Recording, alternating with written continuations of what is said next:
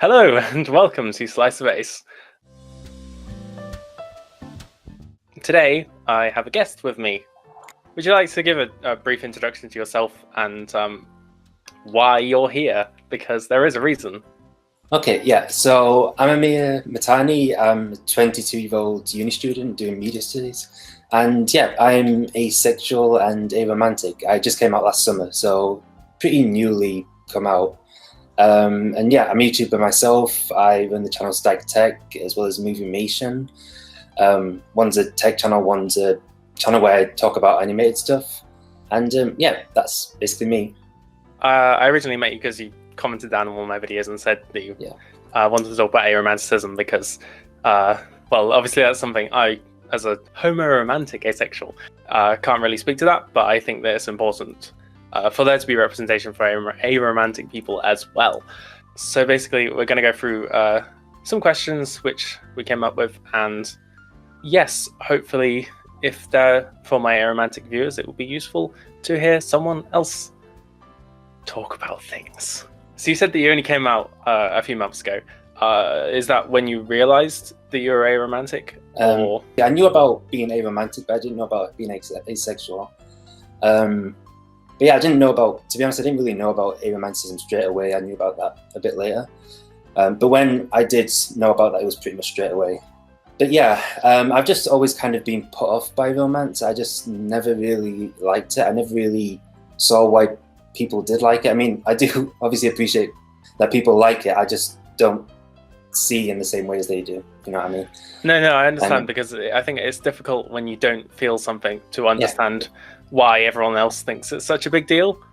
Yeah, exactly. Yeah. So yeah, I've never really liked romantic movies or just seen romance in general, and yeah, I didn't really question it. I just kind of knew straight away as soon as I heard about aromanticism. Yeah. So, out of curiosity, this isn't on the questions list, but how did you find out about it? I think it was just while I was on Avon, maybe, or I went on Avon quite a bit. I was on some of the groups on Facebook and stuff like that, the asexuality groups, and yeah, it just kind of came up, and I just knew about it. And asexuality, that was something that, was that Avon as well, when you first came across it? Or yeah, that was Avon. I just basically searched on Google. I don't remember exactly what I searched, but something along the lines of I don't experience sexual attraction, something like that. I had no idea. It was ages ago. Just came up. Yeah, I remember a similar thing, because what I found out about asexuality, but I can't remember what I searched, but it was a similar thing. I was just like, no sex, please, and then you end up running into something. So you said it was like as soon as you saw aromantic and heard other people talking about aromanticism, you realized, oh, that's me. Yeah, basically, yeah. I think that's the same thing for a lot of people. They already kind of know it. They just need to recognize that it actually exists, if that makes sense. Yeah, exactly, yeah. Because I am aromantic, I didn't really think too much into it. So I saw people being romantic and stuff, but I don't know, I just thought, I guess some people like doing that sort of stuff, and other people probably think like me because I didn't see them in those types of relationships. But I just didn't really think about it. I didn't think too far into it until I came across it, really. Yeah. That's the romantic side, not the sexuality side. Yeah. Obviously, growing up, you didn't associate with romantic things, and you kind of thought other people didn't because you didn't see it. But did other people recognize that you didn't feel that way and that was strange? I mean, I think so. Like when I came out as asexual and aromantic, people said that it made sense. So I imagine they did, but they just didn't really tell me about it. I mean, some people did wonder how long it was going to be before I got a girlfriend or something. And my friend kept telling me that I should get a girlfriend. That's when I went back to England. But people didn't really know about aromanticism being a thing, so it didn't really occur to them. They just thought that I just wasn't into it, really. But, yeah, I don't know. No, where I grew up was quite like a small town. So because I didn't know about my homo-romanticism at that point, presented myself as Arrow Ace as well, and people always found that kind of strange, that I never wanted to be with anyone, and that I would just die a crazy cat person, as it may be. Well, one of the reasons probably why people didn't bring it up is because I lived in the Middle East for quite a bit, and I was in a Muslim community, and I'm Muslim too, and that just usually isn't brought up over there. Like, people aren't expected to like have girlfriends and boyfriends. And I imagine that's a big cultural influence. That's changed your experience. So obviously you came out as Arrow Ace. I think you said both first on your Facebook, and then you did it on your YouTube channel as well. So why do you think it's important to, I guess, come out as aromantic or asexual? I think it's important because it was something that was just always in the back of my mind, and I was just always wondering when I was going to come out, and like how hard it would be and all that stuff. I think it's just kind of one of those things that it's just best to get over and done with, and just let everyone know. I mean, if it's not like plaguing in the back of your mind, then don't feel like you have to. Like, you don't have to tell anyone that you are, but it just kind of felt like a weight lifted off my shoulder when I did. So that's why I personally wanted to come out, and it's good to kind of spread awareness of it too, I think, just to let people know that it's a thing. Yeah, that's definitely the reason why I do Slice of Aces, to help awareness. And it's interesting you say it from a personal standpoint, wanting to, that it was on your mind a lot and you wanted to share it with people. That's not something I had personally, and I think the only reason I really came out, and obviously before I did all this visibility stuff, was because I came out as gay, but I wanted to be very specific, because I didn't want to just say I'm just gay. I was like, no, I'm also this. Yeah, I think a big part of it is I'm usually quite open about things, about most things anyway, and it just kind of felt like I was keeping back a secret, and I'm quite close with my family, and I just felt like they should know, really. And were you worried about this? It's on the list, so feel free to not answer. But were you worried about how your family or friends or whomever you told would react? A bit. I could just kind of tell that they wouldn't react in a bad way.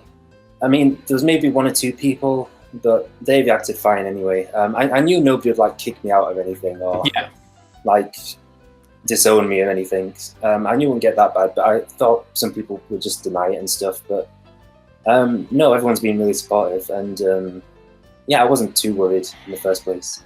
Yeah, that's good.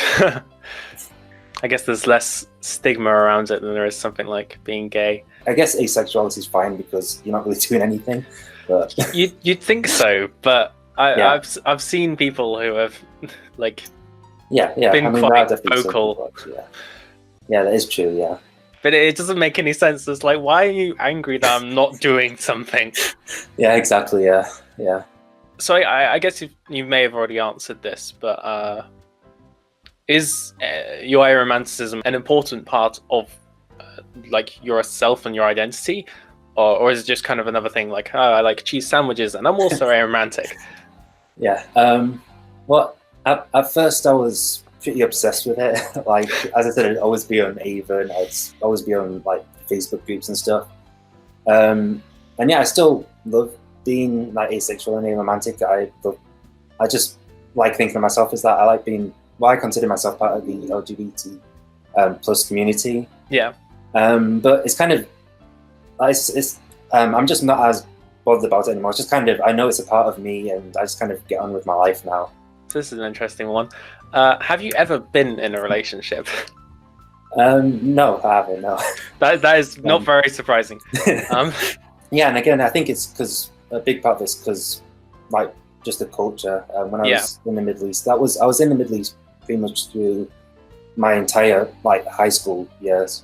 Would you be interested in like a non-romantic relationship, like a QPR or something? Would that be something you would want in your future, or not necessarily?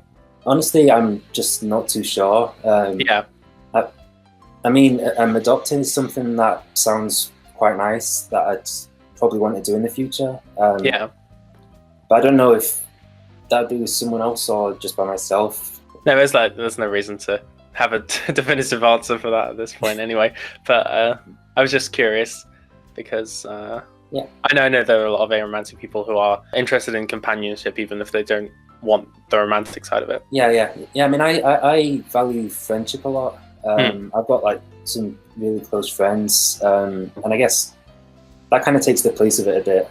Like if I want somebody to speak to or anything like that, if I don't want to speak to my family about it, like maybe it's a family issue or something, I'll speak to my close friends about it. And they're not obviously living with me, but it's, they're easy to contact and stuff. And I guess that's kind of why too. That leads on very nicely into the next question, actually.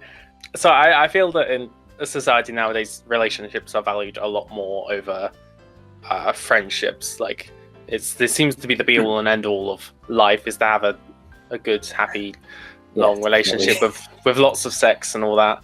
So does amatonormativity, in other words, frustrate you in any way? Yeah, it does.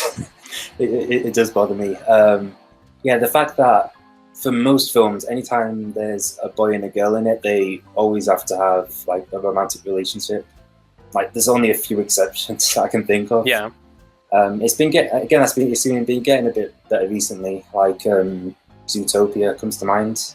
It's just kind of how that's valued more than friendship is. I feel like they should be equal. Like they're both just different types of relationships. Yeah, definitely. And I don't like how people are pressured into it too. It feels like a competition sometimes, and I think friendship's just as good. I would agree, despite wanting a relationship at some point. But that's fair enough. Yeah. I've definitely watched a lot of TV shows where they'll start pairing off every single main character, and it's like, why are you doing this? Is it really that important? Yeah. Can't you just be friends? Yeah, if there's a film that comes along that's all about friendship, I do really appreciate it. Those are my favourite types of films. Obviously, there are a lot of misconceptions surrounding aromanticism. What is your least favourite or most annoying misconception that you've heard? Yeah, so to be honest, the ones that I've heard are mainly for asexuality. I haven't really heard many for aromanticism. Answer it for asexuality as well. It's still valuable content. Yeah. Well, one for asexuality is that like they can't feel love and stuff, but obviously they can. It's just they feel it in other ways, like friendship and stuff like that. At the moment, I'm doing some stuff on representation of asexuality in the media. There are some examples of characters who have asexual traits or something who are portrayed emotionless or being incapable of feeling love. Like the big one, which Sherlock Holmes is seen to be like a big asexual idol, but I don't really like him as like I guess a mascot for asexuality because of the way he's portrayed as kind of this cold person. But I mean, when it's misrepresented, I really don't like it. Like in the case of, I forgot what that show was, but I saw the clip of it where somebody... Was it House? House, yeah. That's the infamous one. Yeah, that one. But I do still appreciate it, obviously, when, they do properly represent asexuality. Like, it was either in Emmerdale or Coronation Street they did. Yeah, Emmerdale. The video I've got coming out this weekend, which will be at least last weekend by the time this video comes out. Yeah, I've done on Emmerdale. I'm really not a fan of soap operas, but that is probably some of the best representation of asexuality that I've seen on television. Well, I consider Meredith to be, from Brave, to be asexual too. Okay, that makes sense. I think she is, even though they didn't come out as it. But yeah, there's hardly any in media. I did like in that how she wasn't particularly bothered about. A lot of the time they have like, and then she finds the guy and they go off and are all happy. But in Brave it wasn't like that. So I definitely appreciated that when I watched it. I haven't seen it in ages though. Yeah, Disney's definitely gotten a lot better at that too. I've still got a few questions left. So if you could somehow broadcast the message to the entire world and you wanted to let them know something about aromanticism, what would it be? Okay, well, firstly, that there's nothing wrong with being aromantic or any other form of romantic, really. It's just kind of who you are. You don't have to change it or anything like that. Yeah, if you're questioning what it feels like to be romantic, if you don't know if you're romantic or not, I kind of think of it as wanting to like bring somebody to candlelight dinner, like hold their hand and cuddle them, but not in the way that you'd want to do with a friend or your mum, something like that. But it's a kind of different feeling, which I obviously don't know, but it is, isn't it? Yeah. It's always difficult to explain to someone what is romantic, what counts as romance, because it's a completely man-made concept, and it's entirely subjective to who you are and what you enjoy. So, like, some people think of kissing as romantic. Some people, like, in some cultures you kiss platonically, and some people think that kissing is sexual. So yeah, it's kind of hard. It is really blurred. And definitely, I think it's a big part of it's kind of the feeling that comes along with it too. Yeah, I mean, even as a romantic person, I can't really describe it. It just doesn't help. I've heard it's kind of like butterflies in your stomach kind of feeling. Yeah, that kind of It's just, I don't know, excitement and fuzzy feelings. I'm not really sure, but I'm not being very helpful here. It's the thing where they always say you'll know it when you feel it, and then if you don't feel it, then you can't know it. I'll just never know. It's fine. There are like better things like chocolate. Oh yeah, exactly. Yeah, there's loads of other stuff to enjoy in the world. Yeah. And to people who are questioning whether they are aromantic or not, I think you kind of already mentioned this already, but is there something you'd like to let them know? It's just kind of like what I was saying before. There's nothing wrong with it, and I guess you'll kind of know when you feel it. It's kind of a different feeling to just wanting to give your friend over something. If you don't feel anything different, and you don't want to bring somebody to like a candlelight dinner because I don't know you have feelings in a different way to them, like as not a friend or more than a friend, then you probably are aromantic, I guess. But even so, it's up to the person to decide for themselves, not anyone else. Yeah, and you definitely shouldn't feel pressured to make a decision. You just take time and work it out for yourself, and question and switch orientations like 7 times. It's fine. I mean, I thought I was gay before I realized I was asexual. I kind of switched between thinking I was asexual and gay for quite a while, and before I knew for sure and came out. I did the same, only that I was like, but I can be both. I'd always known that I was aromantic, as I said, but it was just I got aesthetic and sexual attraction mixed up a lot. So I thought I was gay because I find like some males aesthetically pleasing, but it's obviously a very different feeling to like just liking how somebody looks and wanting to go further with that. Okay, so that's all the aromantic arrow question things that I've cooked up. But since my channel is cake themed and cake's the best of the cakes, I always ask. You're like my second guest, and the first was like my friend. So but basically what I was trying to say is, what is your favorite type of cake? So I don't really have a favorite type of cake, but I love icing. So as long as the cake has icing, I'll probably like it. Just like really thick. As the thicker the better, basically. Is that fondant icing or both really? You can make fondant icing out of marshmallows, and it's amazing. Okay. Really? Yeah. Okay, I didn't know that. You can. That's not like the main way you make it, but there's like a different recipe you can use that's made out of marshmallows, and it's really nice. Okay, I'll keep that in mind. Yeah. But so if anyone doesn't know what icing is and they're American, then it's frosting in America. Oh, it is, yeah. I think I have a lot of American viewers, so just say that just in case they're really confused what we're talking about. So I think that's all I had planned for today. Is there anything else you would like to say? Nothing I can think of really. Well, thanks for having me on, and yeah, it's been a great discussion. And I hope people learn something from this, and that it helps spread awareness a bit. Yeah, no, definitely. Thank you for being on, and I'm glad that to have an aromantic person on here to talk about aromanticism, because I don't feel qualified. So hopefully this has been useful for everyone, and yes, go check out your Moviemation channel, and what's the other one? Stack Tech. Yeah, if you're interested in animated films and tech things. I didn't know you had a second one, to be honest. So oh, that's fine. Yeah, my Moviemation one's kind of my main one. I just upload the other one every now and again. Yes. Is there anything else you'd like to plug? I feel like you're supposed to plug things at the end. Yeah. That's what they always do. I mean, I'm mostly on Twitter at twitter.com/Moviemation, I think it is. If you just search Moviemation, I'll come up.